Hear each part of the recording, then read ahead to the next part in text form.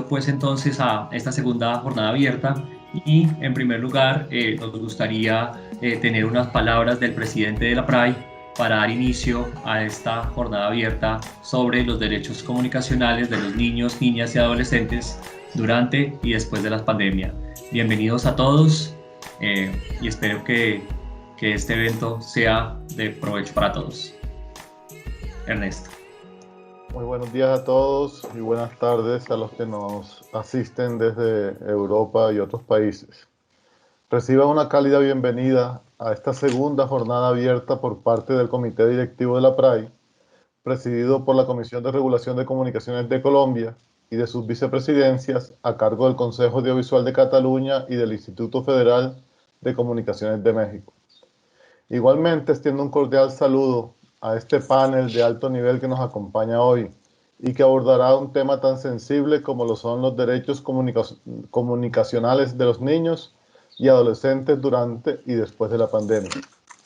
Muchos de ustedes al interior de sus hogares y países han podido identificar que los niños y adolescentes son la población más vulnerable, no solo ante la amenaza del virus, sino porque los efectos de la pandemia están afectando de manera directa muchos de sus derechos fundamentales. Según la UNESCO, en materia de educación, toda una generación de niños ha debido interrumpir sus estudios. El cierre de escuelas a nivel nacional ha interrumpido la educación de más de 1.570 millones de estudiantes, a nivel mundial, un 91% de todo el mundo. Por la experiencia de anteriores aislamientos, sabemos que los niños, y especialmente las niñas en edad escolar que no van a la escuela durante largo periodo de tiempo, tienen muchas menos posibilidades de regresar cuando se reanudan las clases. El cierre de las escuelas también elimina el acceso a programas de nutrición escolar y con ello dispara las tasas de malnutrición. El aprendizaje y el potencial de toda una generación de estudiantes podrían verse perjudicados. Hoy, más que nunca, se debe hacer un llamado a todos los sectores, seguir reforzando el compromiso con nuestros niños. De lo contrario, las consecuencias que la pandemia tendrá sobre ellos causará daños permanentes y que seguramente tardaremos años en remediar, si no generaciones completas. Estamos ante una crisis sin precedentes para los derechos, la seguridad y el desarrollo de todos los niños del mundo. Debemos trabajar en conjunto y avanzar en lo que nos corresponde. No solo debemos vencer esta pandemia, sino aprender de ella, mejorando como sociedad y creando nuevas generaciones llenas de esperanza y ganas de salir adelante. En el mundo digital en el que estamos, son muchos los retos que tenemos como reguladores, especialmente cuando los niños y adolescentes tienen la posibilidad de ver toda clase de contenido audiovisual a través de diversas pantallas. Conocer qué es lo que ven y cómo lo ven, identificar sus hábitos de consumo resulta de gran importancia para las personas que trabajamos por su bienestar o entretenimiento y obviamente para los padres y cuidadores. Un estudio reciente elaborado por la CDC indicó que los niños distribuyen su tiempo de consumo mediático en diferentes medios, hoy más que nunca. La televisión tiene un porcentaje importante, pero Internet cobra gran relevancia. De eso soy testigo porque soy padre de un niño de 9 años y veo cómo su hábito de consumo es totalmente distinto de mi otro hijo de 20. También evidenció que la televisión sigue compartiendo con los contenidos que ofrece el mundo digital a través de dispositivos que les resultan muy atractivos, como los celulares, tablets y consolas de videojuegos.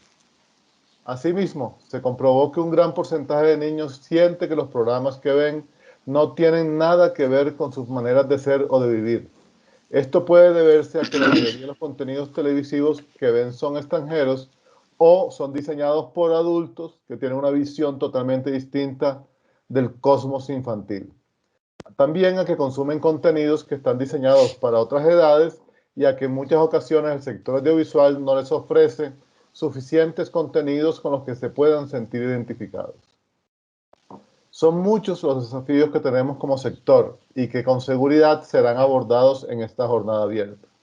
Igualmente, es evidente la importancia que recobran los reguladores del audiovisual, sin lugar a duda, la manera y modo en el cual nuestros niños y adolescentes consumen contenidos y que repercutirá en su formación y crecimiento.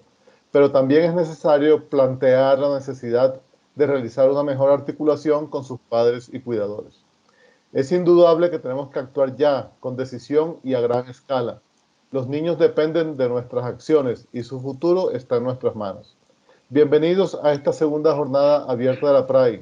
Desde la Comisión de Regulación de Comunicaciones de Colombia, confiamos en que podremos sacar provecho del conocimiento y experiencia de todos los invitados para fortalecer las bases de nuestra labor.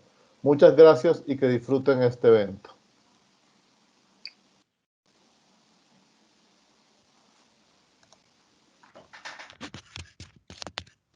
Muchas gracias, Ernesto, por esas palabras. Entonces ahora damos el paso a Mariela para que iniciemos el panel y la jornada abierta hoy propuesta por parte de la PRAI y su comité directivo. Buenos días o buenas tardes, bienvenidos, bienvenidas, bienvenides a esta segunda jornada abierta. Agradecemos en primer lugar a la Secretaría Ejecutiva de la PRAI por esta organización, por dar espacio a este tema, como también indicaron recién toda la importancia que tiene. Me presento, mi nombre es Mariela Baladrón, soy asesora del Ente Nacional de Comunicaciones de Argentina y voy a estar moderando el panel en el día de hoy. En primer lugar, también quería celebrar y fortalecer el espacio del grupo de trabajo de niñez y adolescencia de oferta y protección que se ha creado y para trabajar durante los próximos 2 años específicamente sobre esta temática dentro del ámbito de la PRAI. Tenemos el honor de estar coordinándolo desde el ENACOM y también queremos celebrar la participación de un gran grupo de reguladores dentro de ese grupo de trabajo, donde nos proponemos en los próximos 2 años poder trabajar en profundidad sobre los derechos comunicacionales de los niños, niñas y adolescentes, desde una perspectiva de en primer lugar, reconocerlos como sujetos de derechos, y como bien mencionó el presidente de la PRAI, también tomar en consideración los temas sobre los cuales se informan, si son o no de su interés, cuál es su participación, y también la protección de los niños, niñas y adolescentes en las pantallas y en las nuevas formas de consumo al mismo tiempo. El día de hoy tenemos un panel, me sumo a considerar lo que es un panel de lujo, que agradecemos mucho la participación. Voy a nombrar en primer lugar a quienes lo integran. Dolores Espeja, ella es coordinadora del Consejo Asesor de la Comunicación Audiovisual y la Infancia de Argentina. Jordi Aguilera es editor del programa informativo Infocá de la Corporación Catalana de Medios Audiovisuales. También nos acompaña Cielo Salviolo, secretaria general de Casa Civil, secretaria ejecutiva de CONACAI y directora del canal de televisión público infantil Paca Paca de Argentina. Y Gabriel Vieira, investigador en narrativas de infancia de la Universidad de Antioquia. Queremos agradecer también la participación de miembros y observadores de la PRAI y de invitados e invitadas que están participando de esta jornada. En primer lugar, daremos lugar a los panelistas, quienes expondrán cada uno de ellos durante unos 10 minutos aproximadamente, y después daremos un espacio a preguntas y al intercambio, que pueden hacer llegar esas preguntas tanto a través del chat como levantando la opción de levantar la mano para que se les habilite también la cámara y el micrófono para participar en la parte del intercambio al finalizar las exposiciones. Así que en primer lugar le vamos a presentar a Dolores Espeja. Como mencioné recién, ella es coordinadora del Consejo Asesor de la Comunicación Audiovisual y la Infancia, el CONACAI, que funciona en el ámbito del Ente Nacional de Comunicaciones de Argentina. Es guionista, egresada de la Universidad del Cine y abogada por la Universidad de Buenos Aires. Realizó estudios de postproducción de imagen en la Universidad Autónoma de Barcelona y en la Escuela Cívica di Milano. Actualmente cursa la maestría de Comunicación y Criminología Mediática en la Universidad Nacional de La Plata. Se desempeña como profesora de guión en la Universidad del Cine y en la Universidad de Belgrano. También integra el equipo docente de la materia Criminología en la carrera de Derecho de la Universidad de Buenos Aires. Escribió cine, teatro y diversos formatos televisivos. El día de hoy, entonces, el tema que abordamos son los derechos comunicacionales de niños, niñas y adolescentes durante y después de la pandemia, ya que, como veníamos anticipando, la situación se ha modificado de manera vertiginosa, drásticamente. Hay tendencias que veníamos viendo respecto del consumo, que es a mucha mayor exposición a los medios y las TIC, lo cual por un lado implica cuestiones respecto de la protección y también de las desigualdades respecto de la brecha digital que también tenemos en la región, y la importancia también de fortalecer los contenidos audiovisuales desde esta perspectiva de derechos que mencionaba antes. Así que bueno, le damos la bienvenida a Dolores para que comience esta exposición. Bueno, buenos días a todas y a todos. Gracias, Mariela. Gracias, Juan Pablo, y gracias a la PRAI por haber convocado a este encuentro, que es tan necesario en estos tiempos particulares, pero que a la vez son tiempos a los que nos adaptamos a través de estos entornos que hacen posible estos intercambios más allá de las distancias geográficas, ¿no? Como para compartir miradas y para reforzar de alguna manera los lazos regionales. Así que celebramos este encuentro. Voy a empezar por referirme a una parte del nombre del encuentro, que es los derechos comunicacionales. ¿Y qué decimos cuando hablamos de derechos comunicacionales de las infancias y adolescencias? Se trata de aquellos derechos que hay como un sonido, perdón, que me vuelve como muy fuerte, no sé si hay alguna posibilidad de escucharlo, Juan Pablo. ¿Se me escucha bien igual? Sí. Sí, pero por ahí podríamos pedirle a todos los que silencien los micrófonos. Sí, solamente tienen activados los micrófonos los panelistas. Entonces, sí, por favor, digamos, ellos no tienen bloqueo. Entonces, si los panelistas nos pueden ayudar con silenciando los micrófonos, sería ideal para no tener esa interferencia. De resto, todos están Creo que el de apagados. Sergio Urquijo está abierto. Listo, ya lo miramos. Gracias, perdón, pero como si viene muy adelante, pienso que a lo mejor no se escucha.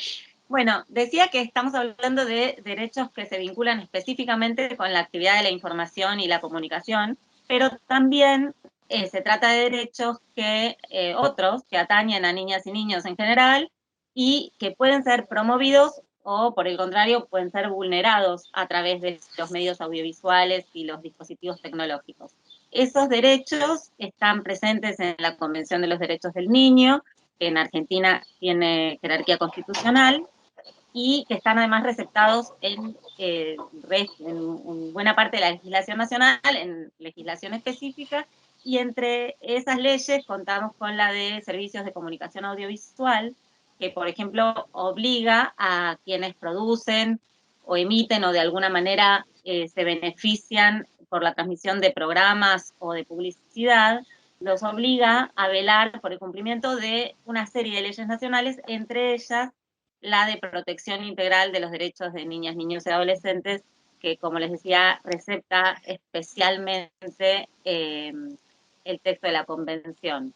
Y bueno, ¿qué significa esta obligación, no? Significa que a partir de este marco normativo, que implica un cambio de paradigma en la comprensión de las niñeces y de las adolescencias, las chicas y los chicos ya no son concebidos como objetos de tutela por parte del Estado o de distintas instituciones, sino como sujetos de derecho. ¿Y qué implica esto también? Que quienes trabajan en las distintas áreas y sectores de la comunicación deben producir y realizar contenidos con enfoque de derechos. Esto significa tener en cuenta su derecho, el de niñas y niños, a informarse, a opinar, a participar activamente de la comunicación, a que se incluyan sus voces en las producciones, en lugar de ser hablados a través de los adultos. También implica que puedan ser representadas y representados sin estigmatizaciones, sin estereotipos, sin ningún tipo de discriminación. Y a que los discursos que los involucran o que los tienen como destinatarios o como audiencias promuevan relaciones libres de violencia, desalienten el odio, en cambio alienten la convivencia democrática, la igualdad, la justicia social y la diversidad de culturas, de géneros, de contextos sociales, de lenguas, de costumbres, de juegos, por mencionar algunas cuestiones a las que los medios en general y las pantallas en todas sus modalidades tendrían que empezar a considerar para que pudiéramos estar hablando de enfoque de derechos. Bien, ¿qué viene pasando con este enfoque de derechos y con estos derechos durante la pandemia? Nos preguntamos, ¿no? Algunas de las cosas ya un poco las anticiparon Ernesto Orozco y Mariela, pero bueno, todos y todas sabemos que las medidas que los países fueron adoptando de aislamiento o de distanciamiento social en virtud del momento epidemiológico que se está viviendo y se fue viviendo en distintas localidades, modificaron la organización de la vida y de todas y de todos, incluidos los niños, y las familias trasladaron a la virtualidad buena parte de las actividades cotidianas que antes se realizaban fuera de casa, ¿no? Entonces, desde la escolaridad, desde las actividades académicas, el trabajo remoto cuando es posible, el sistema de trámites a distancia que implementaron los estados y la mayoría de las instituciones, y hasta la gestión de los turnos de vacunación, o de los turnos médicos se realizan virtualmente. Y bueno, todo esto implicó para todos un trastocamiento de hábitos, ¿no? Y cómo en este contexto se modificaron los hábitos de las chicas y los chicos en particular. Bueno, estamos hablando de lo que llamamos nativos digitales, cuyo vínculo con la tecnología preexistía, pero que a raíz de este contexto de pandemia se multiplicó y se profundizó, al mismo tiempo que se trastocaron también otros hábitos de la vida no tecnológica, las rutinas, las relaciones, también fueron conmovidas por esta pandemia. Y además se incorpora el factor miedo y las posibles experiencias cercanas a la enfermedad o a la muerte incluso, ¿no? De personas cercanas. Entonces, con esta carga emocional, están las chicas y los chicos frente a las pantallas y los dispositivos durante muchas horas, y generalmente, ya sea por carecer del tiempo o por no saber cómo hacerlo, el entorno adulto no puede mediar. Esto también un poco lo introducía Ernesto. No sabe cómo mediar o no puede, no tiene las posibilidades de mediar o acompañar estas experiencias, ¿no? Y por supuesto también está el otro gran problema para muchos hogares, que también se mencionaba, que es la falta de conectividad. Hogares en los que además de implicar esto una asimetría, ¿no? En el acceso a determinados bienes culturales y a fuentes de información, para las chicas y los chicos se agrega la dificultad de llevar adelante cuestiones vinculadas con la escolaridad. Bueno, en este panorama tan especial, el enfoque de derechos, tanto en los contenidos como en la accesibilidad, se vuelve un imperativo. Es un imperativo de cuidado y es un imperativo de conducta social responsable. Y ahí estamos involucrados todos los sectores que intervenimos en la comunicación desde las distintas esferas de acción. Todas y todos tenemos esta responsabilidad, tanto en el ámbito estatal como en el ámbito privado. Es nuestra responsabilidad social.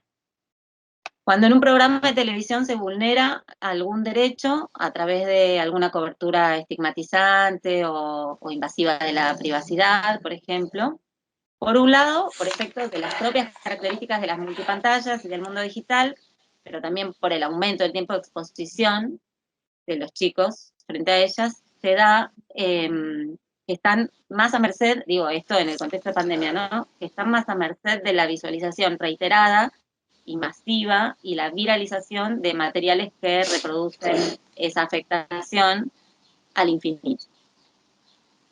No sé si al infinito, pero mucho, durante mucho tiempo. Se prolonga en el tiempo y en el espacio. Se multiplican las plataformas y se prolonga en el tiempo.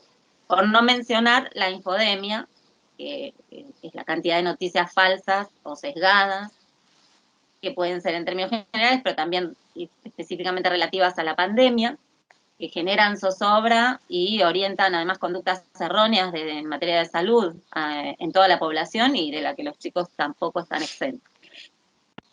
Nos preguntamos, ante todo esto, acerca de cómo están representadas y representados y qué grado de participación tienen las chicas y los chicos en la construcción, en la producción de esas representaciones, qué tanto se consulta, si se les invita a participar en el armado de un programa, si se les invita a participar en el lugar, en cámara, digamos, que consideren sus propias perspectivas, y nos encontramos, por un lado, con un panorama de muy poca representación, incluso podríamos hablar de una suerte de invisibilización.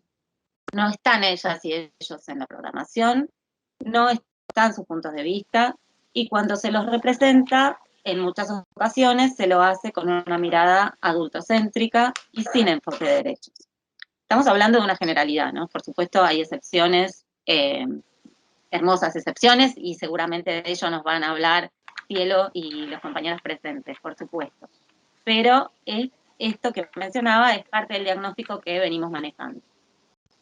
Teniendo en cuenta esto, desde diversos organismos del Estado argentino, calculo que podemos hablar de experiencias similares en el resto de los países de la región, se multiplican los esfuerzos por acompañar y paliar los efectos de la pandemia en el ámbito de las familias y de los chicos y las chicas en particular, ¿no? En el caso argentino, cabe mencionar la decisión del presidente Alberto Fernández de declarar el carácter esencial de los servicios públicos de Internet, televisión por cable y telefonía fija y móvil, que regula precios y que establece una prestación básica universal, y que es una medida indispensable para un contexto como el que estamos viviendo, en la necesidad de reducir, como decíamos con los compañeros, la brecha digital.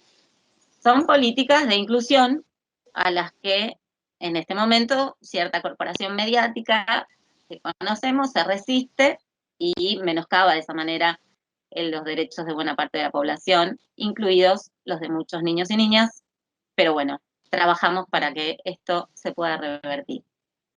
Otra de las iniciativas relevantes en el ámbito del ENACOM fue la decisión de sus autoridades, del presidente Claudio Ambrosini y el vicepresidente Gustavo López, y con acompañamiento del directorio, de haber vuelto a poner en funciones al CONACAI, que es el consejo que yo coordino y que en el que Cielo Salviolo es secretaria ejecutiva, junto con Emanuel Gal. Es un espacio que asesora al Ente Nacional de Comunicaciones en materia de derechos comunicacionales justamente de niñas, niños y adolescentes. Es un espacio multidisciplinario, plural, federal, en el convergen organismos públicos nacionales, representaciones de gobiernos provinciales, organizaciones de la sociedad civil, gremios docentes, universidades y sectores de la producción audiovisual. Es, como verán, heterogéneo y con muchas perspectivas concluyentes. El Consejo cumplió 10 años el mes pasado y lo celebramos, pero al mismo tiempo tenemos que decir que estuvo inactivo durante la gestión anterior, lo cual significó un retroceso en esto del enfoque de derechos de las infancias en los medios. Por eso resaltamos la importancia de haberlo vuelto a poner en funciones en este contexto, además, ¿no? Donde se da esta proliferación de exposición y de situaciones mediáticas, digamos. Desde el espacio del Consejo se problematizan todas estas situaciones que mencionábamos, se articulan iniciativas y se proponen líneas de acción, de fomento de la producción dirigida a infancias y adolescencias, de fomento también de la participación de chicas y chicos, tanto en la discusión acerca de sus derechos como en la producción audiovisual. Y se proponen criterios de calidad para la elaboración de contenidos que aspiramos a que tengan una perspectiva crítica respecto de los parámetros narrativos y estéticos hegemónicos y que pongan en valor una mirada situada en nuestras coordenadas geográficas y culturales. Y bueno, ya voy a ir cerrando, pero no quiero dejar de mencionar otras iniciativas como los concursos FOMECA, que también organiza el ENACOM y que tiene, entre otras, una línea de contenidos para infancias y adolescencias, el reciente programa Contenidos Argentinos de fomento de la producción audiovisual, la política de entrega de netbooks a estudiantes secundarios de todo el país, que también se había discontinuado con la gestión anterior, y muchas acciones que llevan adelante otros organismos nacionales, algunos de los cuales, y por supuesto provinciales, algunos de los cuales integran el Consejo y con quienes trabajamos mancomunadamente en numerosas oportunidades para garantizar los derechos de las infancias. Y por último, para cerrar, quiero decir que desde CONACAI celebramos la presencia del ENACOM en la PRAI y la inauguración del grupo de trabajo de niñez y adolescencia que Argentina coordina en este momento y que nos permite trabajar con miras a la consolidación de este espacio regional tan enriquecedor. Así que muchísimas gracias y cedo la palabra al próximo compañero que está en el programa. Gracias. Bueno, muchas gracias, Dolores, por tu presentación. Le pedimos, por favor, a los asistentes si nos ayudan apagando sus cámaras y a los panelistas que no estén hablando, que también silencien sus micrófonos. Al final de las exposiciones va a haber un espacio de intercambio donde van a poder realizarse preguntas. Las pueden ir adelantando por el chat o bien levantar su mano para hacer las preguntas al final de las exposiciones. Bueno, a continuación le damos la palabra a Jordi Aguilera. Él es licenciado en Periodismo por la Universidad Autónoma de Barcelona y forma parte de la redacción de los servicios informativos de Televisión de Cataluña desde 1989. Ha desarrollado una amplia trayectoria en diversos programas y franjas horarias, entre ellos la puesta en marcha de los primeros informativos matinales, la corresponsalía en la ciudad de Madrid, y la dirección de diversos resúmenes informativos anuales. Durante los últimos años ha sido el responsable de la información de ciencia y tecnología en Telenoticias y actualmente es editor del informativo infantil Infoca, de cuya redacción ha formado parte durante las últimas 6 temporadas. Así que te damos la bienvenida, Jordi, y tenés la palabra. Muchas gracias. Quería empezar agradeciendo a la organización que nos hayan invitado, que hayan contado con el Infoca y que nos permitan aportar nuestro pequeño granito de arena a la temática del panel de hoy. Me gustaría empezar, antes de contar lo que fue nuestra experiencia durante el confinamiento, y creo que puede ser interesante, explicando un poquito qué es Infoca. El Infoca es un programa informativo infantil que este año, justo ahora el 23 de abril, ha cumplido 20 años en antena. 20 años ya es toda una proeza para cualquier programa, en cualquier canal. Muchas gracias. Y yo creo que para un programa infantil todavía tiene más mérito. Es muy difícil que cualquier canal de televisión apueste por un programa de estas características. Pensamos que precisamente una televisión pública como es TV3, Televisión de Cataluña, pues uno de sus deberes es hacerlo y mantenerlo, porque es un deber para con su público tener un programa que informe a los niños, a los jóvenes, pero sobre todo a los niños, y que les hable de sus problemas y desde su punto de vista. Infoca se emite diariamente a las 8 de la tarde, se graba justo a las 7 sin parar, o sea, se emite como si fuera en directo. No es en directo riguroso por problemas técnicos, porque compartimos plató con el informativo de los adultos, que viene justo después. Tiene 4 emisiones de lunes a jueves y dura 15 minutos. Nuestra estructura es muy sencilla. Solemos dar 3 o 4 reportajes diarios de unos 2 o 3 minutos, 3 vídeos más pequeñitos con noticias en formato flash, una información meteorológica adaptada a los niños que tiene muchísimo éxito. Les gusta saber el tiempo que va a hacer y decírselo a sus padres al día siguiente para saber cómo tienen que vestirse y si tienen que llevar paraguas o no a la escuela. Y finalmente damos siempre una pequeña nota musical que puede ser un montaje o puede ser un videoclip de alguna de las canciones que hayan salido. Ellos saben que tienen ese informativo, muchas veces ya en la casa lo piden, o si no son los padres, los prescriptores principales.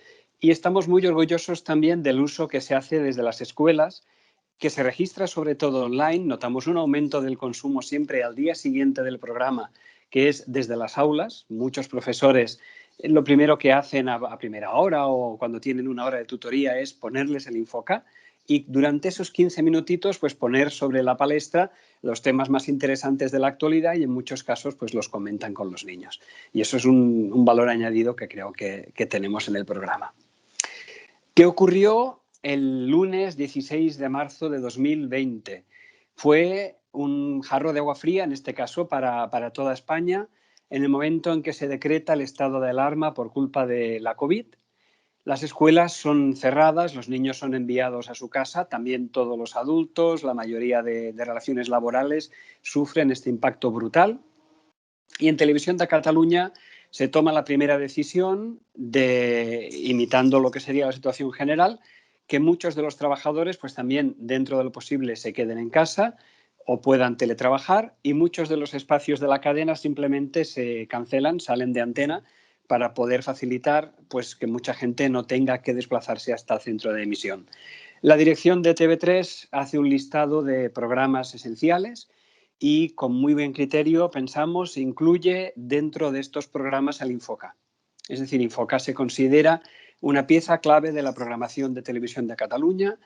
Se cree que hay que asistir a los niños más que nunca. Los niños han quedado en casa, han perdido la opción de ir a la escuela, de relacionarse en los parques con sus compañeros, de poder incluso salir a la calle y, por lo tanto, una de las pocas posibilidades que tienen, que es esta ventana al mundo que es el Infoca, se mantiene abierta. ¿Cómo lo haremos? ¿Cómo desde el Infoca vamos a hacerlo con esta situación que acaba de producirse?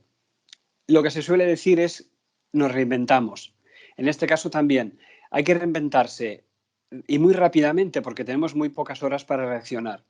La que era editora y presentadora en esos momentos, la directora de Infoca en ese momento, que es Laia Cervera, toma una rápida conclusión que es los niños están en su casa, los niños no pueden salir, los niños están confinados, nosotros desde Infoca vamos a confinarnos también. Todos los periodistas, el equipo de redacción del programa, que somos una docena de personas, dentro de cada uno de sus posibilidades, quedamos confinados en casa, teletrabajando, con equipos remotos y empieza la misma presentadora, Laia Cervera, en presentar el programa desde la cocina de su casa. Es decir, con un simple esquema técnico que básicamente es una iluminación muy sencilla, un móvil de última generación, un micrófono y muy poco más. Ella grabará a partir de entonces todas las intros de todos los vídeos desde la cocina de su casa, incorporando un personaje que con el tiempo de confinamiento será muy querido, que es su propio gato. El gato se paseaba por encima de la cocina, ella hacía alusión a este nuevo personaje que se nos había incorporado y que de alguna manera le daba cotidianidad a la situación que no tenía nada de cotidiana. Y a partir del día siguiente, de ese martes, empieza el Infoca confinado. Desde el martes 17 de marzo, el primer programa de una larga serie de casi 60 programas confinados que durará aproximadamente hasta San Juan, que es cuando termina más o menos el curso escolar en España y que es nuestro periodo de programación, porque Infoca es un programa que sigue el curso escolar, o sea, no se emite durante vacaciones de verano ni de Navidad. El programa se reinventa y a efectos prácticos podríamos decir que se basa, mientras estará confinado, en tres grandes ejes. El primero es mantener la información. O sea, nuestro primer compromiso desde el minuto cero es informar a los niños. ¿Qué está pasando? Está pasando algo extraordinario. Los adultos de repente han empezado a usar palabras muy extrañas, pandemia, virus, COVID. Nosotros debemos estar desde el minuto cero dando herramientas a los niños para que los niños entiendan qué es lo que sucede, porque la primera opción de perder el miedo a lo desconocido es conocerlo. Entonces pensamos, los niños tienen que conocer qué es lo que está pasando y tenemos que responder a estas preguntas con información, dentro de las limitaciones que tenemos, pero informando. Hacemos pequeños diccionarios, vocabularios explicando pues, qué es un confinamiento, qué es un estado de alarma, qué es un grupo burbuja, todas estas palabras que a partir de ese momento van a formar parte de su entorno cotidiano. ¿Qué es un virus? ¿Qué medidas hay que tomar? ¿Por qué es importante lavarse las manos? ¿Por qué de repente sus padres tienen que llevar mascarillas o ellos mismos si tienen que salir a la calle? Todo esto hay que explicarlo y, por tanto, el derecho a la información será el primer eje en el que se basará este nuevo Infoca confinado. El segundo, de repente los niños tienen muchísimo más tiempo libre del que tenían, están en casa prácticamente todo el día, pueden estudiar online, por suerte hay una buena cobertura a nivel del territorio catalán, también la mayoría de familias tienen la opción de contar con instrumentos y los niños pueden estudiar, pero no es suficiente. Los niños van a tener mucho tiempo libre y una de las opciones que tienen es la que les podemos facilitar desde el Infoca. No solo durante la emisión, sino también durante y después de nuestra emisión. Y vamos a adquirir un compromiso que es alimentarlos, pedirles que colaboren con nosotros, que nos digan qué están haciendo en casa y cómo están pasando todo este tiempo. Por ejemplo, nos inventamos una sección que fue muy celebrada, que es Cuéntanos tu afición. Tu afición que estás haciendo en casa, cuéntanosla, compártela y que la puedan hacer también otros niños. Tuvimos niños que nos enviaron vídeos de ornitología, desde el balcón de casa, los pájaros, cómo eran, las migraciones, apuntaban, dibujaban. Otro niño nos mandó uno sobre que él coleccionaba mapas de metro. Se dibujaba el mapa del metro de Madrid, de Londres, una afición muy peculiar, pero muy curiosa. Niños que coleccionaban minerales, niños astrónomos, cosas que podían hacerse desde casa y que animábamos a que todos los niños, si les picaba ese gusanillo por hacerlo, lo pudieran hacer.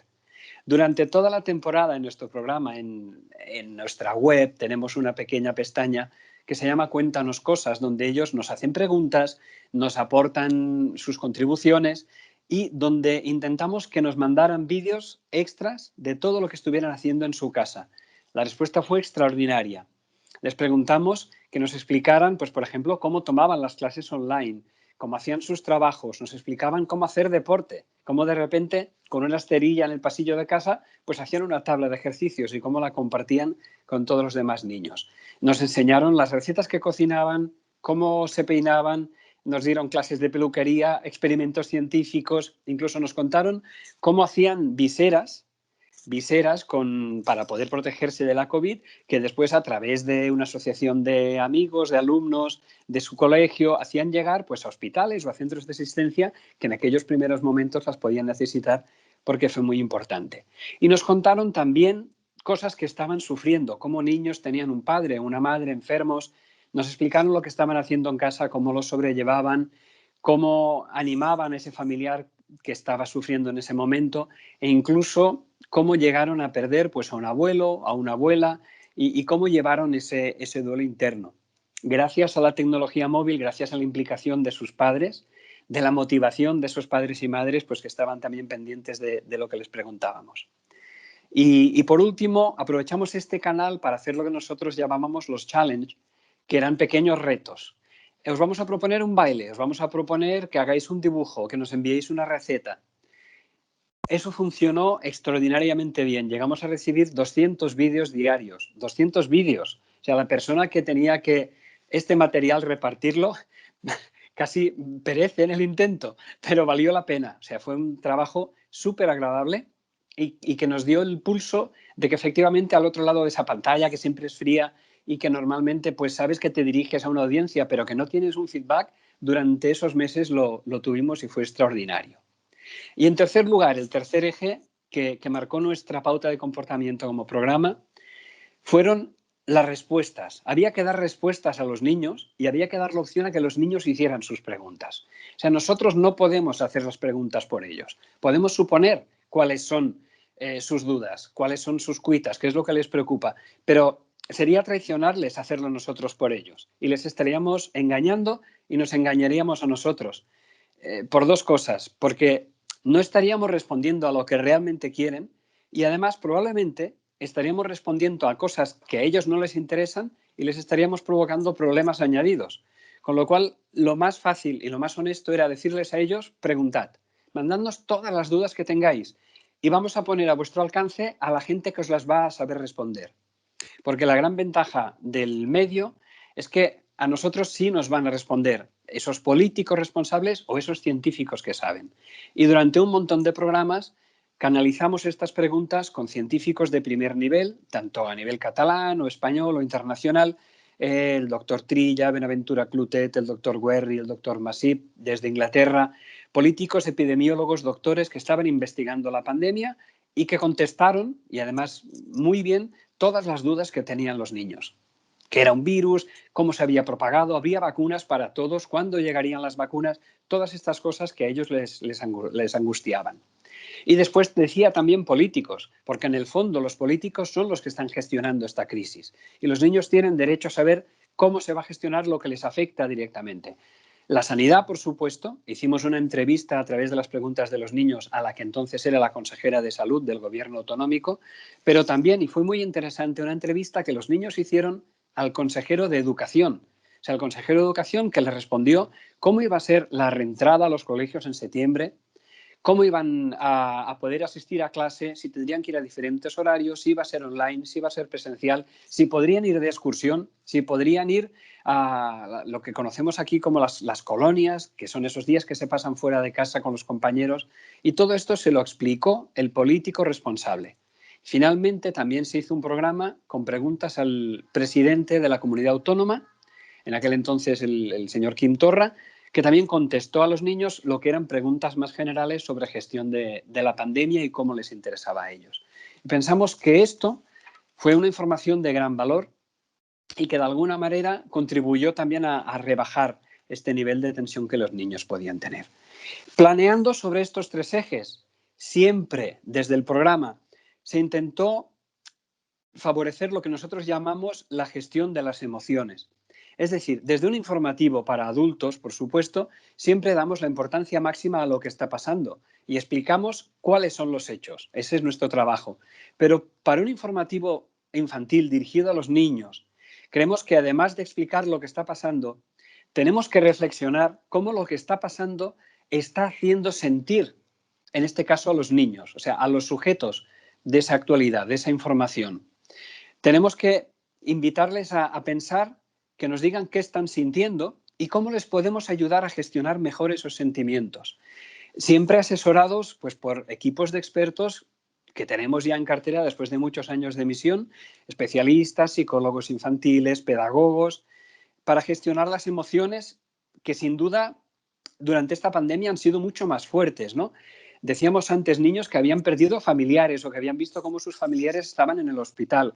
Había que gestionar el duelo, había que gestionar la pena, el dolor, la soledad.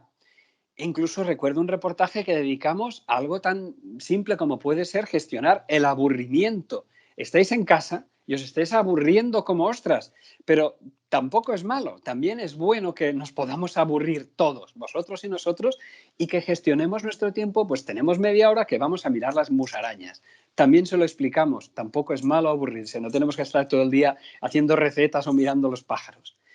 Incluso les explicamos en un reportaje pues, que era bueno ponerse a escribir, llevar un diario, ponerse a hablar, a hacer videollamadas o chats, incluso meditar, pequeñas pautas de meditación en casa, de manera que pudieran manejar todo este tiempo y que todo esto, de alguna manera, rebajara su intranquilidad, les tranquilizara, pudieran aprender, saber que estaban compartiendo esta situación no solo con los adultos, evidentemente, sino también con todos los demás niños, y que esto pues, les permitiera, dentro de lo posible, un estado de mayor confort, de mayor tranquilidad y que pudieran crecer personalmente a pesar de todos los pesares. Bueno, nosotros intentábamos esto y afortunadamente comprobamos cómo realmente la respuesta de la audiencia fue espectacular. O sea, nuestro programa, estamos hablando que se dirige a una audiencia potencial de los habitantes de Cataluña, que son unos 7 millones de personas. Es un programa con una audiencia potencial no muy grande, pero tuvimos un éxito que se reflejó en lo que primero se mide, que es el impacto online. Por ejemplo, nuestras cifras de mayo del año pasado, llegamos a tener 173.000 usuarios únicos, más de 434.000 reproducciones. Lo que les contaba antes de estos 200 vídeos diarios que nos llegaban de feedback de los niños. Y esto fue un premio muy grande, ver cómo efectivamente a ese servicio esencial que en el inicio de la pandemia la dirección de TV3 se había comprometido, pues nuestros espectadores, nuestros niños, lo que nosotros llamamos los infocairas, los niños que nos siguen, pues nos estaban apoyando y dando su soporte. Hubo otro reconocimiento, que es el de los premios. Jordi. Sí, termino Sí, ya, podemos simplemente. Sí, gracias. Los premios que se recibieron, que son de agradecer, sobre todo uno que vino del Consejo Nacional de Niños y Adolescentes de Cataluña, tanto hacia el canal Super 3 como hacia el Infoca. Y fue un premio que nos llegó de gran satisfacción. Y simplemente esto, que ha sido un periodo muy duro, pero a la vez muy bonito, por cuanto hemos podido compartir la fuerza, la capacidad de adaptación, la alegría y la manera de tirar hacia adelante de todos los niños. Muchas gracias por vuestra atención y perdonar si me dejo llevar también un poco por la emoción, porque realmente ha valido la pena estos tiempos. Han sido duros, pero lo que nos han dado a cambio también ha sido valioso. Gracias. No, estaba muy bien el tiempo, era solo para avisar que ya estábamos llegando a los 15 minutos. Bueno, muchísimas gracias, Jordi, por tu presentación. También es inspirador conocer ejemplos y prácticas también para la región, así que agradecemos mucho la experiencia que nos compartiste. También invitamos a todos los asistentes a que vayan adelantando sus preguntas en el chat que tengan para cualquiera de los panelistas, para que puedan ampliar alguna de las cuestiones que han estado mencionando hasta ahora. Bueno, les comentamos que en este momento somos 75 personas que están siguiendo esta conversación, así que bueno, agradecemos esa participación también. Y le damos ahora la palabra a Cielo Salviolo. Ella es gestora cultural, investigadora en comunicación e infancia y productora especializada en contenidos y formatos infantiles.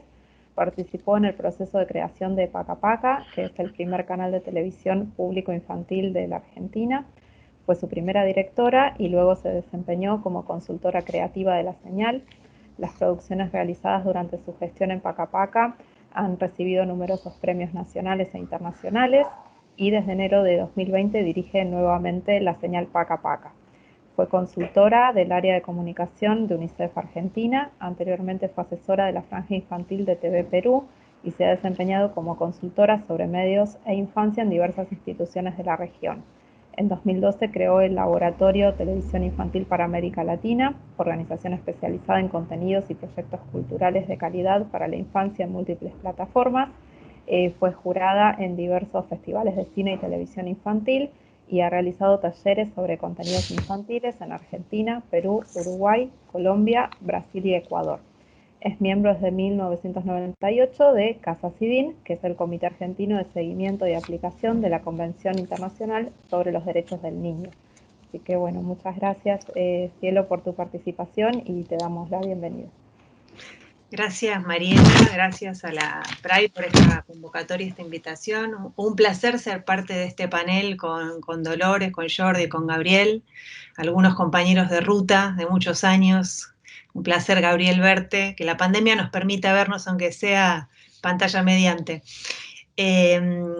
Estaba escuchando muy atentamente lo que relataba Jordi, porque tiene un poco que ver con los trayectos y los procesos que hicimos quienes pensamos la comunicación para las infancias de distintos lugares, tanto desde la sociedad civil como desde los espacios y los ámbitos públicos. Creo que nos tocó a todos trabajar en dos líneas. Una, el acompañamiento. Y ese acompañamiento que fue un descubrimiento para todos, porque esta situación es inédita, es sensible, es compleja y lo sigue siendo. Y es cíclica, porque países que pasaron por situaciones en las que ahora están un poco más relajados, nosotros desde acá vemos cómo lo que Europa pasó en enero nos toca pasar ahora. Y eso hay que ir explicándoselos permanentemente a los chicos y a las chicas en clave desde la mirada, desde la perspectiva de los niños y de las niñas. Y en ese proceso nos pasó que al principio, seguramente Jordi vas a coincidir, porque así debe haber sido el desarrollo de los contenidos que hacían. Los primeros tiempos, cuando recién se decretó la cuarentena, hasta había cierta euforia en los chicos y en las chicas, porque había una prolongación de las vacaciones. Entonces no volvían a la escuela, todavía estaban en casa. Y además descubrir que mamá, papá o los familiares también estaban en casa con ellos, situaciones que no se producen habitualmente. Entonces, y de esa euforia después vino cierta extrañeza. Bueno, entonces no vamos a volver a los lugares en los que estábamos antes, y no volver implica me quedo acá y no puedo hacer cosas que hacía antes y entonces me aburro. Y después del aburrimiento vino también cierta angustia, y sobre todo en aquellas familias con complicaciones laborales, donde la cuestión socioeconómica se complicó, y eso también los chicos y las chicas lo vivieron y acompañaron ese proceso. Y después les tocó entender que pasaban los meses y seguían adentro, y después de eso, bueno, vinieron las primeras salidas, que no fueron iguales a lo cotidiano ni a las rutinas que tenían antes. Y eso nos desafió incluso como madres, padres de nuestros hijos y nuestras hijas, y nos desafió y mucho a quienes pensamos contenidos para las infancias.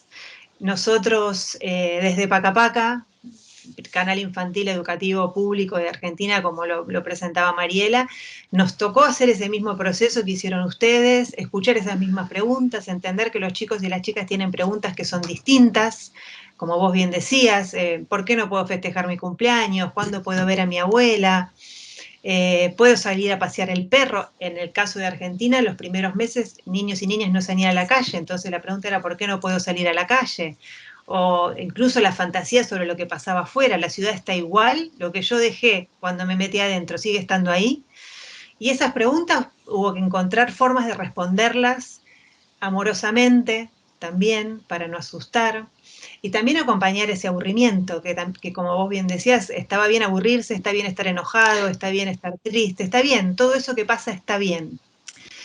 Y tampoco abrumarlos, generándoles 2 millones de propuestas, porque llegó un momento en que los propios medios, era bueno, ahora cantá, ahora bailá, ahora hace gimnasia, ahora sentate en la tele para hacer la tarea, ahora lee un cuento. Llegó un momento que también sobrecargamos con actividades y propuestas a los chicos y a las chicas en ese proceso.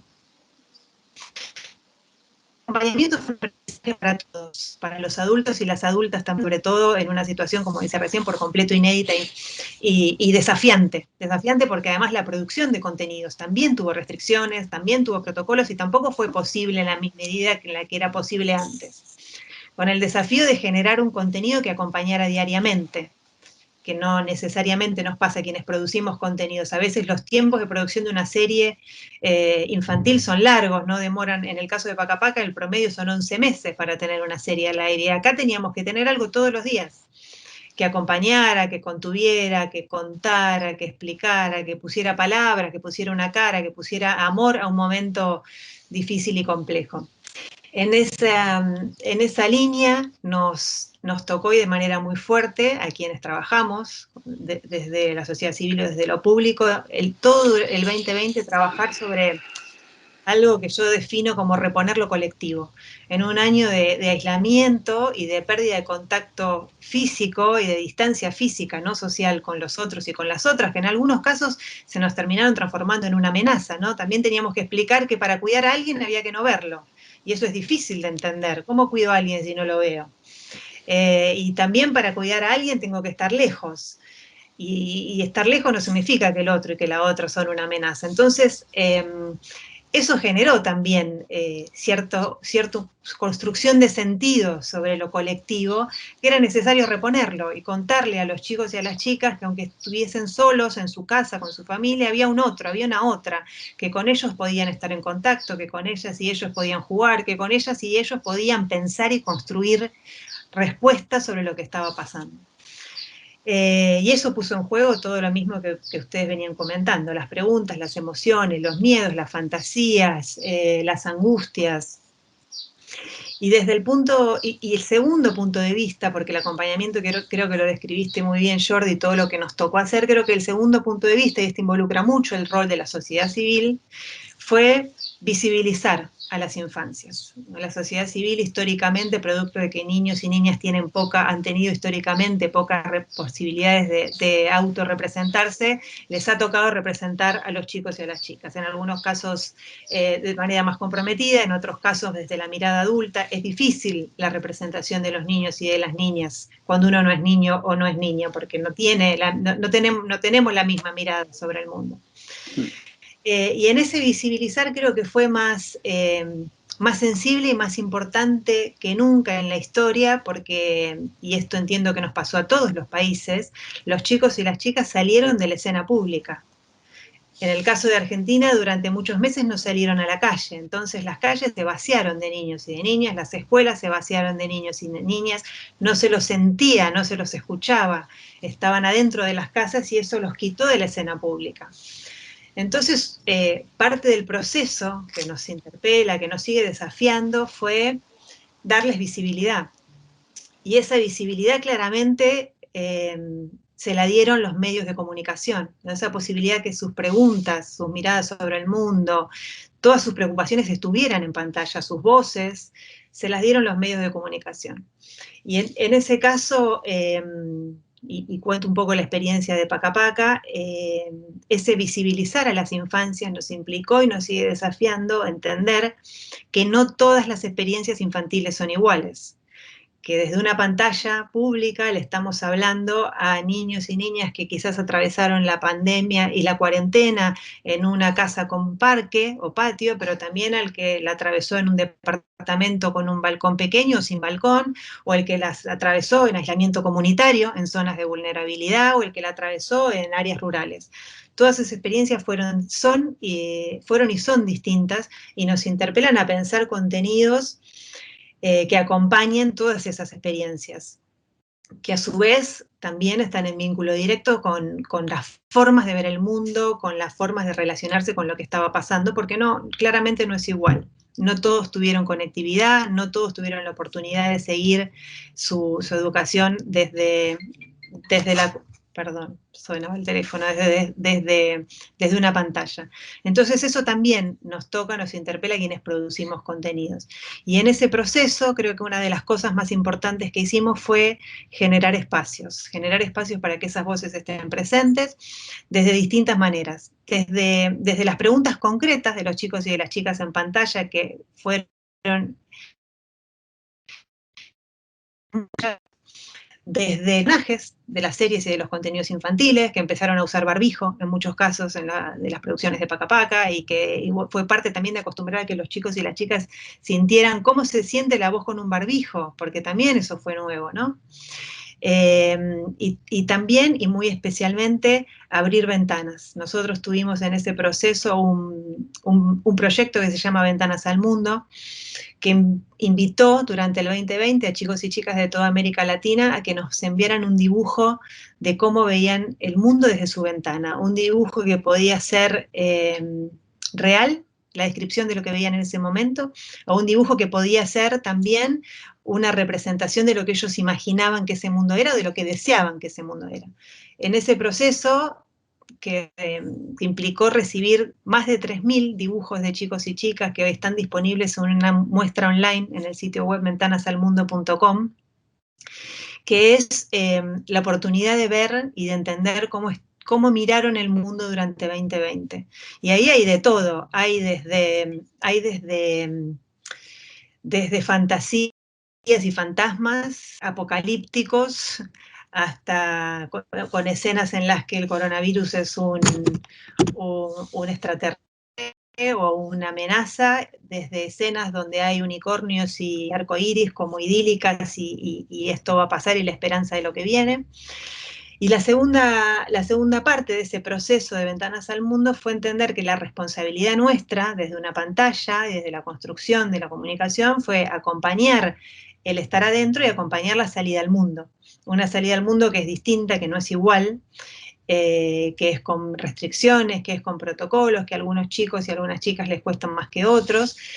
Entonces, Ventanas al Mundo tiene una segunda etapa que se estrenó hace muy poco en todos los canales de América Latina que participaron, que cuenta en 35 microprogramas de 5 minutos, historias de chicos y chicas de toda la región recuperando y volviendo algunas de sus actividades habituales en un contexto que no es el habitual, y que les implica entender que esa cotidianeidad que tenían antes no es la misma y que no saben cuánto va a durar este proceso en el que están hoy. Ventanas al Mundo lo cuento porque yo siempre sentí desde que lo pensamos y lo diseñamos que es una muestra muy representativa de lo que nos toca como desafío a quienes pensamos contenido.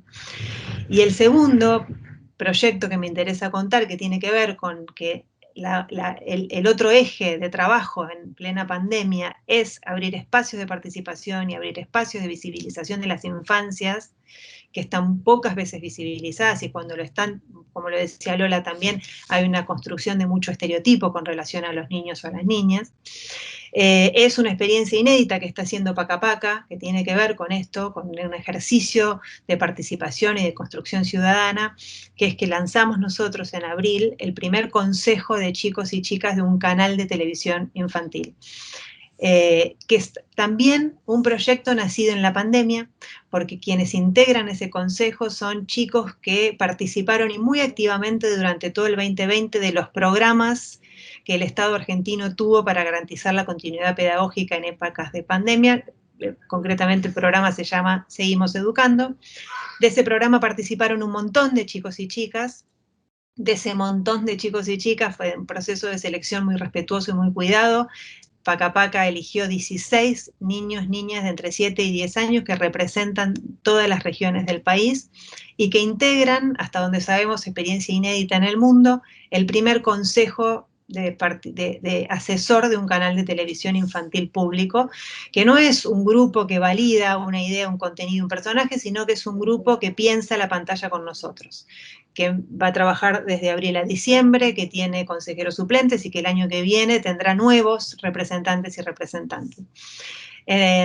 Con un entusiasmo enorme, los chicos y chicas vienen participando de esta iniciativa desde hace un mes y medio, y por supuesto que las primeras cosas que surgieron respecto a cómo ven ellos la pantalla y qué temas de agenda les preocupan, fueron la pandemia, seguir hablando de esto, ellos quieren hablar de esto todo el tiempo y quieren seguir hablando de esto todo el tiempo, la pobreza, que en algunos de nuestros países de América Latina nos interpela y de manera muy fuerte y muy profunda, y que interpela también a los chicos y a las chicas desde sus experiencias personales y desde las experiencias de sus amigos y de sus compañeros o compañeras.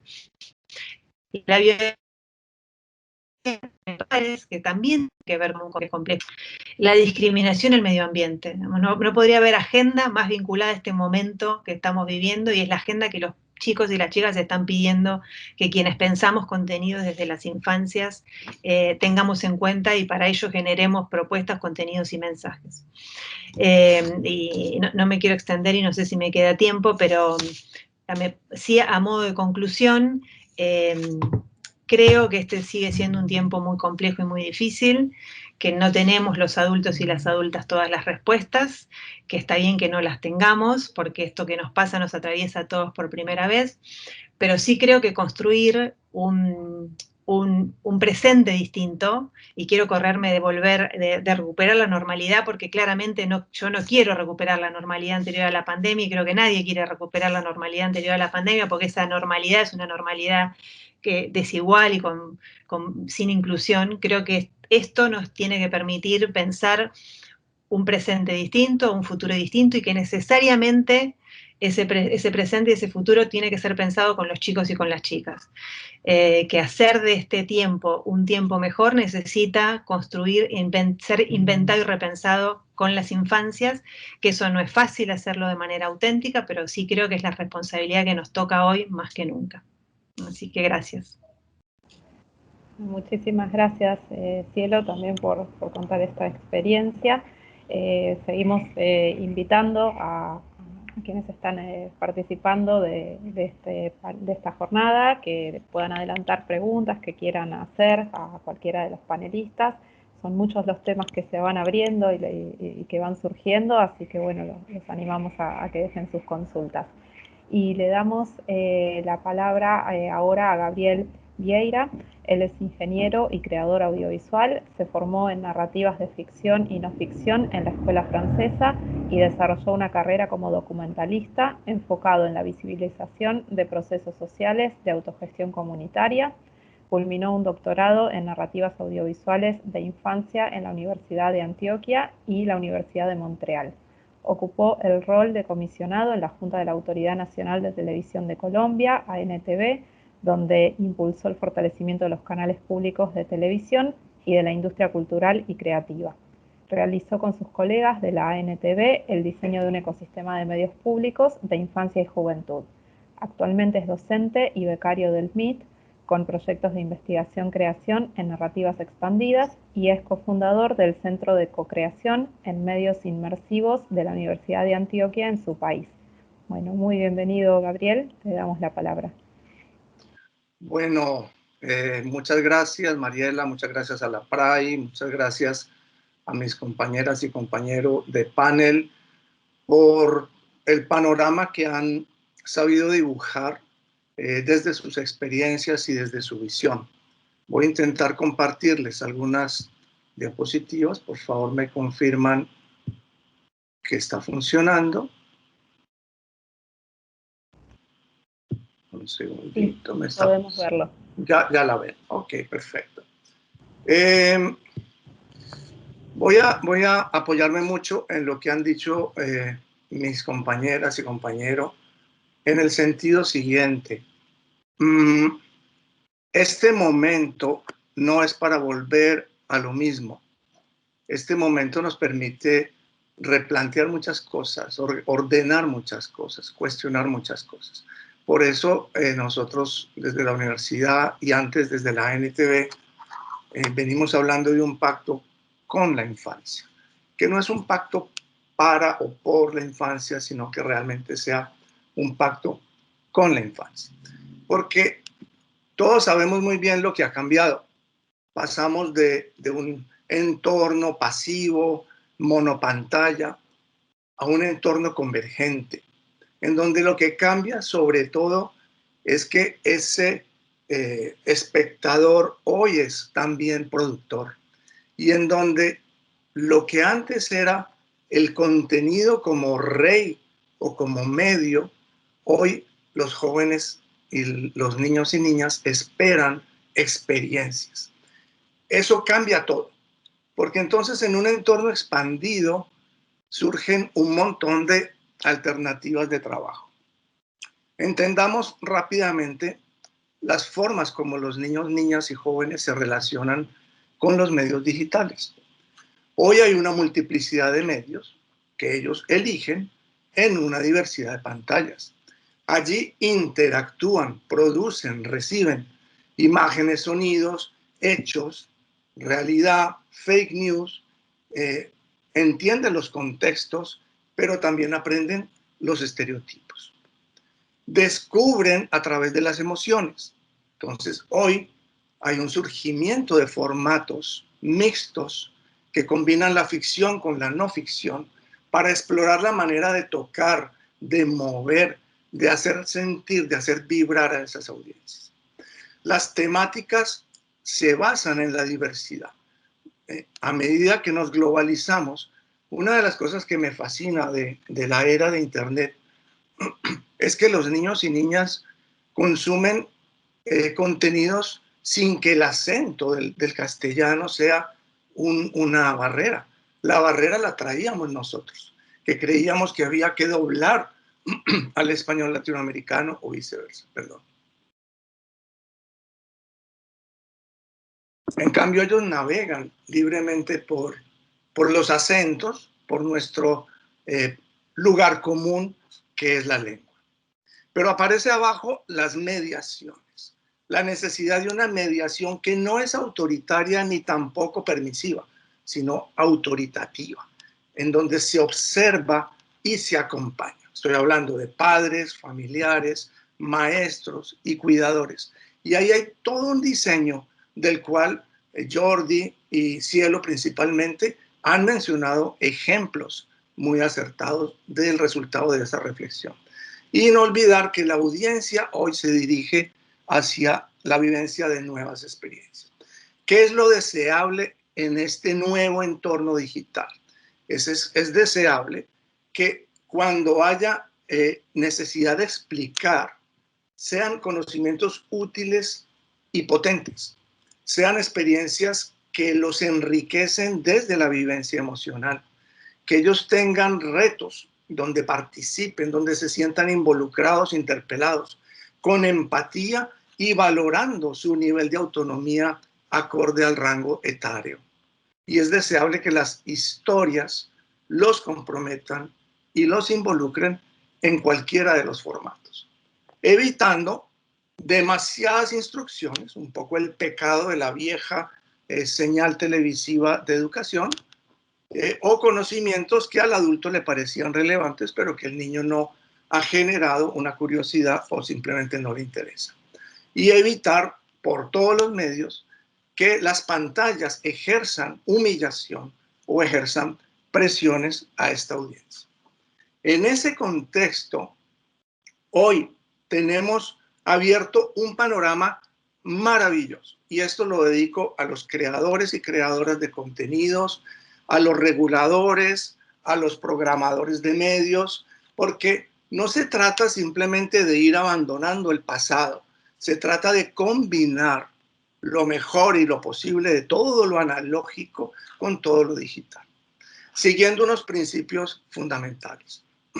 Uno, lo digital está hecho para crear comunidad. La creación de comunidad es algo natural en los entornos web, por ejemplo.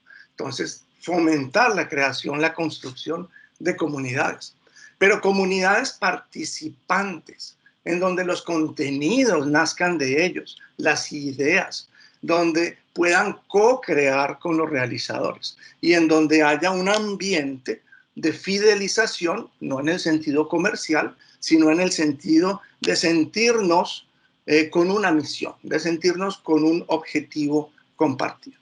Para eso, las estrategias que se suman son muchísimas, porque entonces hay opciones para desarrollar aplicaciones en un teléfono móvil, videojuegos en distintas consolas, dispositivos de aumento de la realidad o de inmersión en otro tipo de dispositivos como las gafas de realidad virtual. El sentido de aumento de realidad va mucho más allá de un objeto, de un dispositivo. Por ejemplo, si yo hago marcas en la ciudad, en lugares específicos que tengan sentido, por ejemplo, con lo que vivimos actualmente, va a haber una nueva mirada a ese lugar, a ese edificio, a esos eventos, a esas personas que concurren allí. Es una invitación al concepto de aumento de la realidad. No necesitamos gran tecnología para eso, es más, puede ser sin nada de tecnología. Pero a eso se combina lo que ya veníamos haciendo. Seriados, que como dice Cielo, pueden tardar mucho más tiempo, unitarios, cápsulas pequeñas en formatos de ficción y de no ficción, que se emitan, ojo, no solo por las plataformas VOD, sino que, por ejemplo, Latinoamérica, que entró atrás con la tecnología de televisión digital terrestre, explote esa infraestructura ya construida, esa gran cobertura territorial que tiene la TDT en nuestros países, para que la señal de televisión sea fundamental y complementaria a la señal de Internet. Pero no olvidemos lo que puede seguir ocurriendo a nivel de impresos, tanto en línea como físicos. Todo el mundo maravilloso de los audiocuentos, de la producción de fonogramas discográficos que se descargan libremente. Toda la sensorialidad desde lo digital y desde lo análogo está abierta para nuestra exploración. Y por último, hoy se habla mucho de expandir las narrativas, y esto sí que es importante, y nos acaban de dar ejemplos maravillosos, tanto Super 3 como Paca Paca. Llevar nuestros contenidos y nuestras ideas de medios a los espacios públicos, es decir, que las pantallas se desborden a la ciudad, ir a las bibliotecas, organizar eventos allí con los bibliotecarios, las bibliotecarias, empoderarlos para que nuestros hijos, nietos, primos, todos nuestros chiquitines vean en ellos unas personas con quienes abordar un conocimiento, intercambiar una experiencia, adentrarse en un descubrir. Museos, parques, centros culturales, centros recreativos. Bruno Bettelheim decía esto: al estar expuesto en cada momento de su vida a la sociedad en la que vive, el niño o niña aprenderá sin duda a competir con las condiciones de dicha sociedad, suponiendo que sus recursos internos se lo permitan. Yo creo que aquí es donde está la gran pregunta que se convierte en el gran reto para nosotros. ¿Cómo nosotros, desde nuestro quehacer, estamos alimentando, estamos promoviendo que los recursos internos de niños y niñas sean mayores? que tengan una mejor mediación del adulto, del cuidador, del familiar, y que tengan un acceso a toda una diáspora mediática de creaciones que están en todas partes. Lo maravilloso del ecosistema digital de medios es que ya pertenece a todos los ámbitos. Ya no hay que encerrarse a mirar hacia una única pantalla. Con esto cierro para dar lugar a las preguntas. Muchas gracias.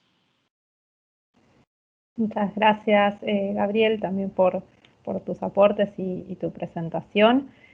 Bueno, como anticipamos, ahora abrimos el espacio a las preguntas o comentarios que quieran acercar, ya sea a través del chat o si prefieren levantar su mano para hacer alguna pregunta.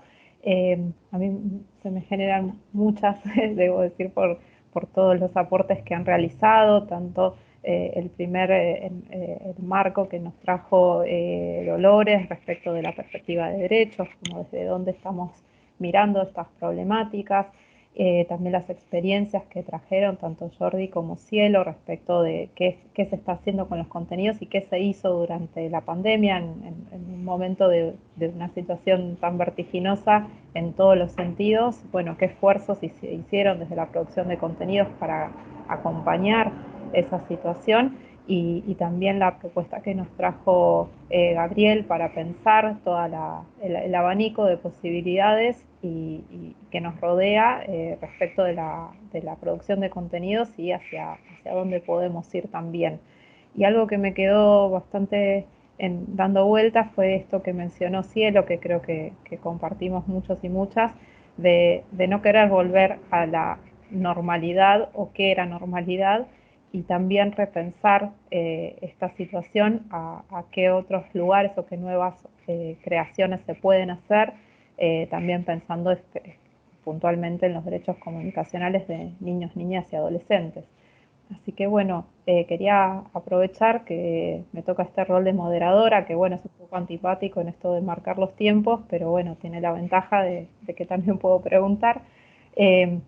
Así que quería preguntarles, desde sus experiencias y sus conocimientos, desde todo lo que nos vienen compartiendo, si podrían, algunas menciones han hecho, pero si podrían ampliar recomendaciones o propuestas que puedan realizarnos a los miembros y observadores de la PRAI, muchos de quienes están hoy asistiendo a este panel, respecto de la promoción de contenidos dedicados a niños, niñas y adolescentes en la región iberoamericana, también de formatos o de otros aspectos en los que estamos involucrados los reguladores. Así que bueno, les quería dejar esta pregunta.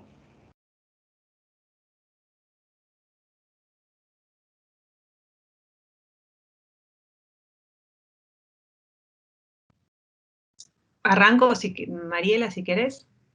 Sí, a quien quiera tomar la pregunta. Sí, no iba dirigida a nadie en particular, así que quien quiera tomarla.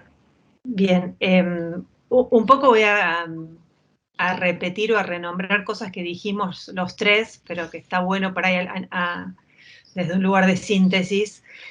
Creo que en estos tiempos nos toca entender que tenemos también a mano, como mencionaba Gabriel, distintas oportunidades de estar en contacto con nuestras audiencias, ¿no?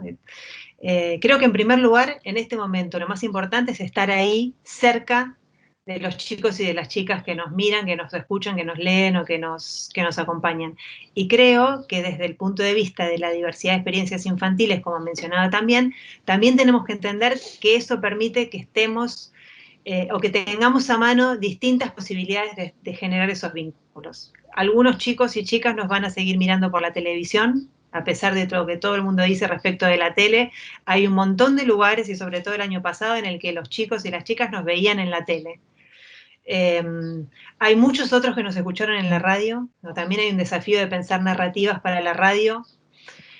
Hay desafíos de pensar narrativas para las redes sociales, para todo lo que tiene que ver con lo transmedia, y yo me permito hacer una salvedad acá, que las audiencias infantiles son críticas y demandantes. Entonces, generar narrativas o contenidos transmedia no implica que un mismo contenido yo lo hago más corto y lo pongo en el canal de YouTube o lo subo a la web, ¿no? Implica pensar cómo contamos distintas historias mismos personajes o con otros personajes o con otras miradas y otros abordajes, pero no es lo mismo en formato más corto replicado en un montón de lados, para decirlo en lenguaje coloquial. Es una apuesta a pensar cómo en esos lugares también generamos contenidos de calidad en formatos que funcionen en una red social o que en un canal de YouTube, pero también como una apuesta a que eso sea de calidad, estimulante y que resulte un aporte significativo para las infancias.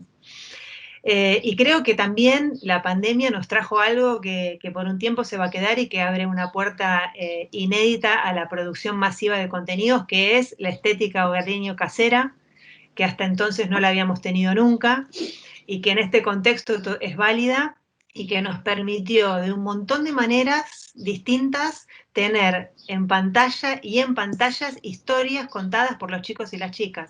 Digo, la televisión infantil no se animaba a una estética hogareña antes de la pandemia. Le parecía que no tenía calidad broadcasting, que desde el punto de vista artístico no resistía la puesta en una pantalla.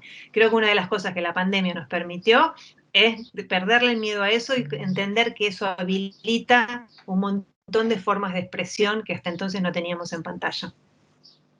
Sí, totalmente de acuerdo, Cielo, si me permitís aportar esto que dices al hilo de lo que comentabas. Es cierto, como de repente y por obligación nos hemos visto en la obligación de dar salida a todos estos contenidos que antes hubiéramos dudado desde la televisión, de decir esto no tiene calidad, la imagen no es correcta, y cómo con el tiempo ahora es lo más normal, ¿no? Incluso a nivel de un informativo generalista, asistir a una rueda de prensa por Zoom, como estamos haciendo ahora este panel, pero una rueda de prensa normal de cualquier político, de cualquier futbolista, decir que no lo podríamos hacer presencialmente y lo acabaríamos haciendo así.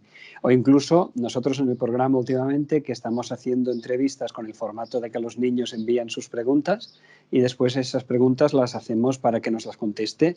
Pues la última que emitimos anteayer, que fue un investigador que es de Barcelona y está trabajando ahora para la Agencia Europea del Espacio, pues como este investigador se ha grabado a sí mismo con su móvil en su despacho, después nosotros en postproducción le hemos añadido unos efectos, lo hemos, por decirlo así, pulido un poco, pero el material ha sido perfectamente emitible, se entendía, los niños primero que nadie están acostumbrados y después los propios profesionales por fuerza nos hemos tenido que acostumbrar a esto, que esto sí que ha venido a quedarse. Y yo quería añadir una cosa más a lo que decías, Cielo, y lo que nos planteaba Mariela, que sería que yo creo que esta nueva etapa que empezamos también nos tiene que enseñar quizás a que tenemos que ir también de la mano siempre, como hemos ido o lo hemos intentado hacer durante la pandemia, ir de la mano de las familias y de las escuelas.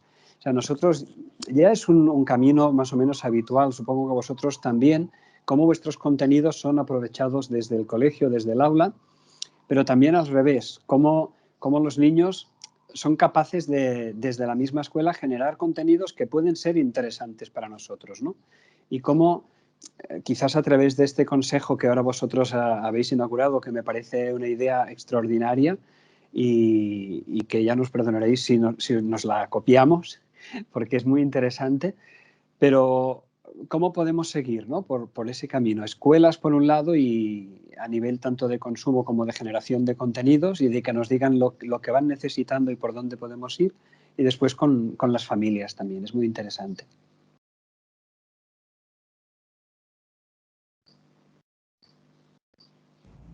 Bueno, muchísimas gracias por los aportes y agradecemos una pregunta que nos han dejado aquí en el chat, que les voy a leer.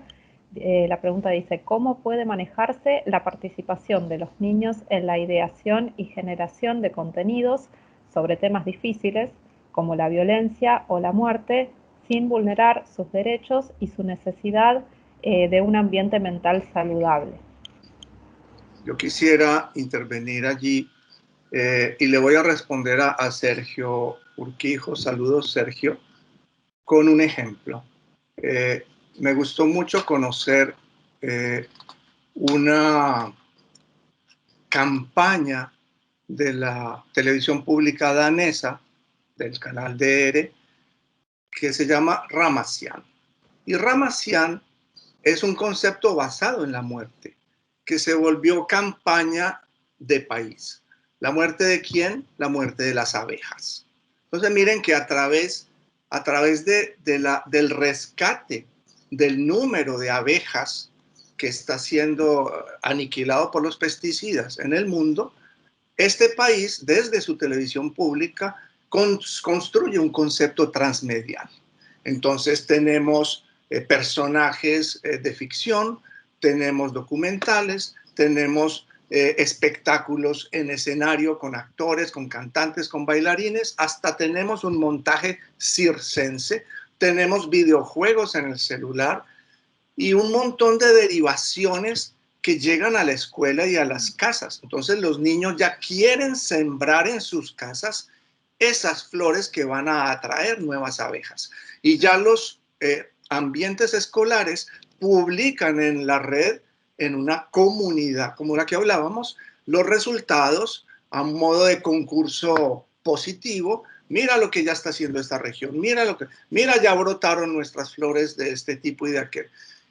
Y al mismo tiempo van mostrando cuántos van adhiriendo a una comunidad. Entonces, en un momento, con orgullo, en el programa con actores, dicen, ya somos 350,000 en Dinamarca, que estamos salvando el mundo, salvando las abejas. Entonces, miren cómo cualquier temática llevada con acierto al lenguaje, a la capacidad de comprensión del niño y de la niña, es decir, a un tratamiento desde su punto de vista, es manejable.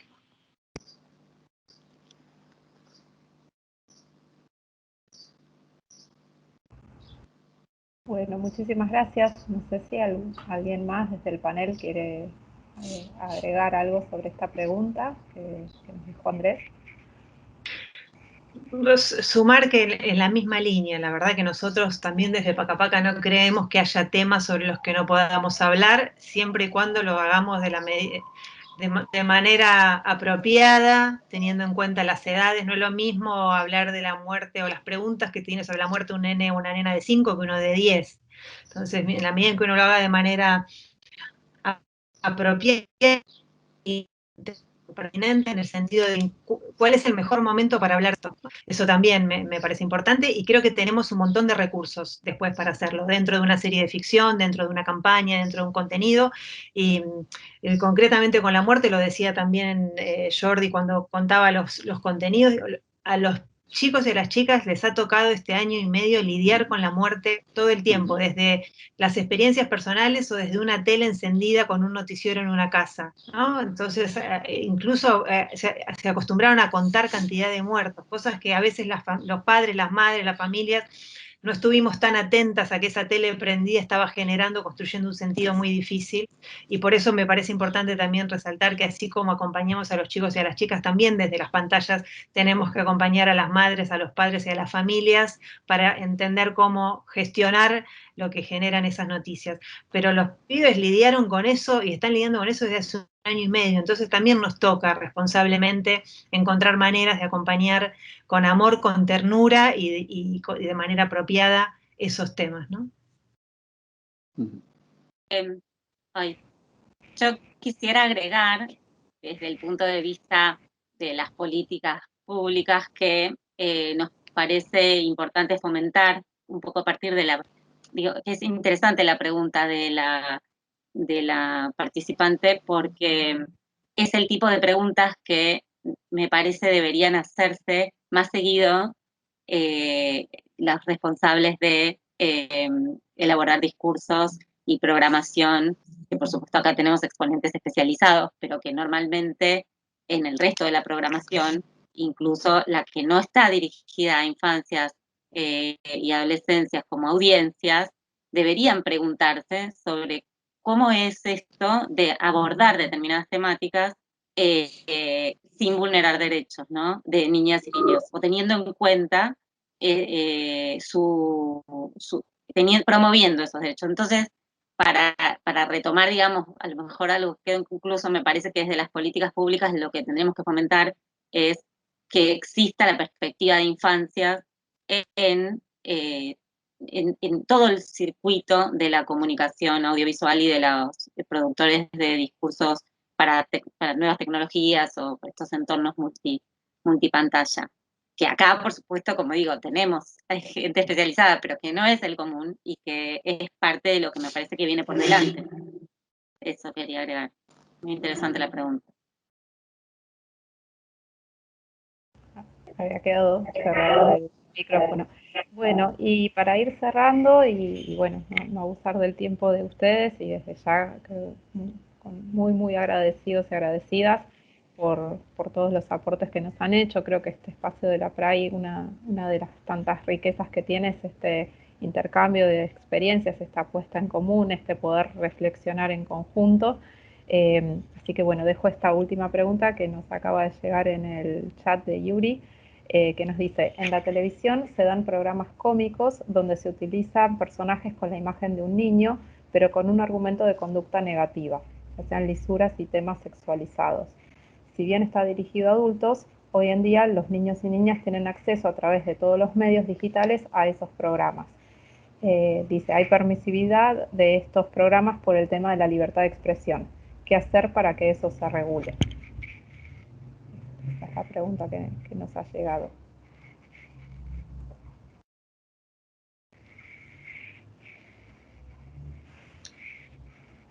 ¿Querés empezar, Cielo? Dale, está buena la pregunta porque es un tema histórico. Sí, claro. Felizmente y saludablemente, por lo menos hablando desde la experiencia argentina, mucho menos presente en la pantalla estos tiempos que lo que podíamos ver unos cuantos años atrás, ¿no? Pero no deja de ser una imagen estereotipada, construida sobre lo que es ser niño, utilizada por una agenda de contenidos dirigida a las audiencias adultas que no solo subestima, que sería... Que no solo subestima, sino que expone, hipersexualiza y los pone en un lugar de completa vulneración de sus derechos. Para eso hay legislación, al menos me estoy refiriendo al caso argentino, hay legislación respecto a contenidos que ponen en riesgo los derechos de los chicos y de las chicas, el derecho a su identidad, a su intimidad y a su integridad. Digamos, no es que, me parece importante decir que se puede hacer cualquier cosa con un chico o de una chica. No es posible, felizmente no es posible, y el marco y el límite para eso tiene que ver con los derechos de los chicos y de las chicas a su propia imagen y a su imagen incluso como colectiva, a lo que las infancias representan. Sí, yo quisiera agregar, la pregunta de Yuri me retrocede a épocas de las juntas de la Autoridad Nacional de Televisión, porque nosotros enfrentábamos como regulador de contenidos esas quejas de la ciudadanía, esas preguntas muy similares. Y en el caso colombiano existe, digamos, el marco jurídico del derecho, de los derechos del niño, pero existe solo el concepto de censura posterior. No existe el concepto de censura previa.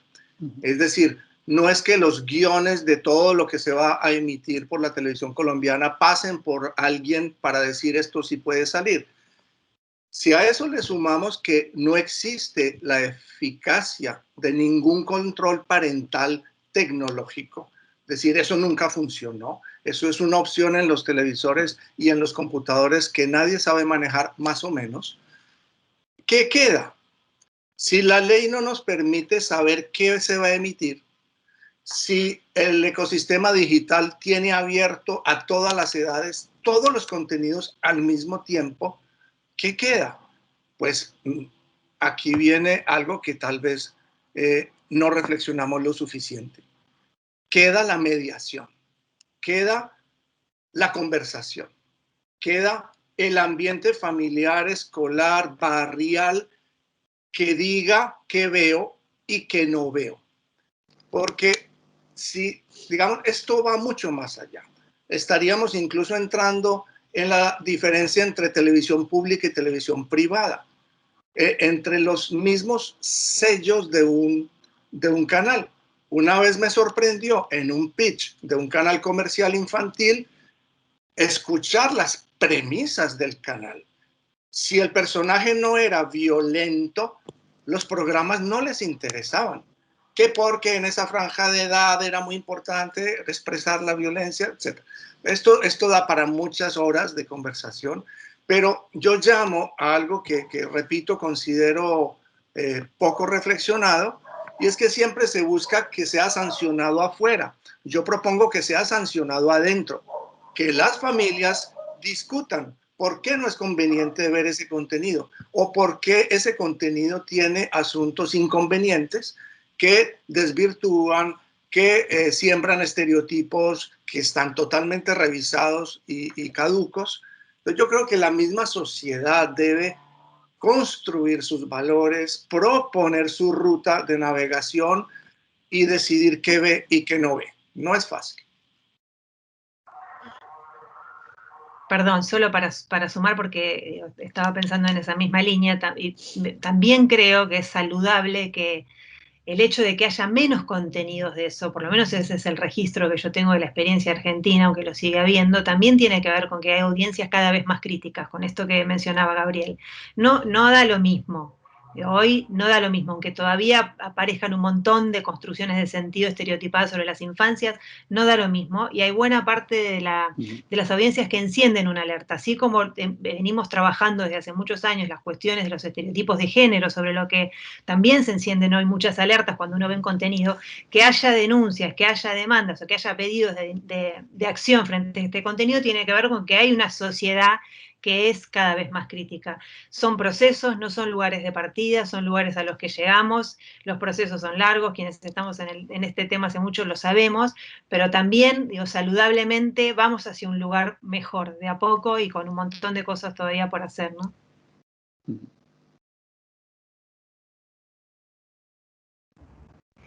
Bueno, muchísimas gracias nuevamente, ya estamos un poco pasados de tiempo, así que vamos a ir cerrando este panel.